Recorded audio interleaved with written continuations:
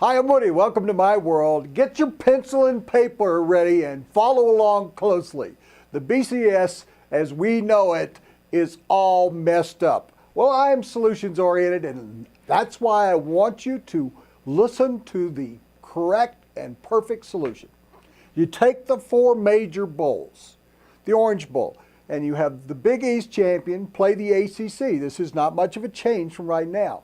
In the Sugar Bowl, you will have a wild card against the SEC. I'll get back to the wild card.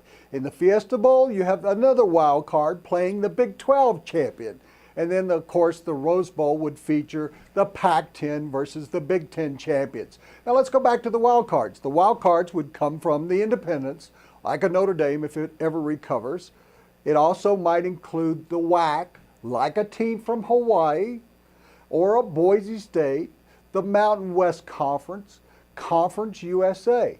So that way you end up with 8 teams. You get 6 guaranteed conference champions. I hope you're following along.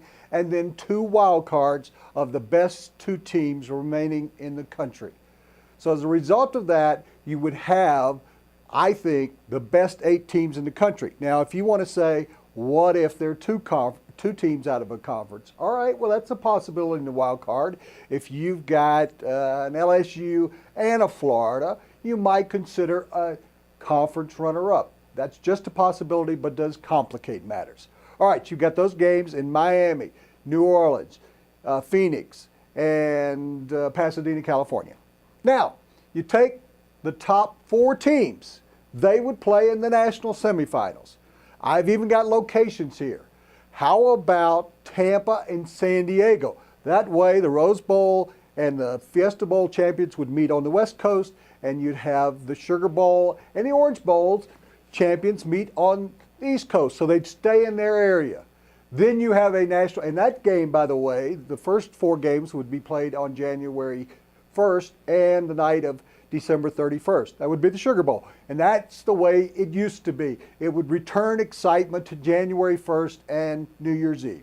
The next week, on a Monday, after the NFL playoffs, you would play in San Diego and Tampa. Then, the week that the NFL takes off, college football would take over with a national championship game, a true national championship. You would have had a playoff featuring the top 8 teams reduced to the 4, and you play that game in the new Dallas Stadium that's going to seat 100,000 people. So as a result, we would have a national champion in college football. It wouldn't have a situation where USC, Missouri, Oklahoma, Virginia Tech, all these teams are thinking they belong. You would actually play into it, and there would be only 3 more games than there are now. That would produce tens of millions of dollars for the NCAA to be spread throughout all of the schools, and maybe not even give it to the athletic departments, give it to the academic departments. That's the solution. I hope you've been keeping up. I hope you wrote this down. If not, just go back to Woody's World. I'll see you tomorrow in the sports pages, and I'll see you here tomorrow with more solutions.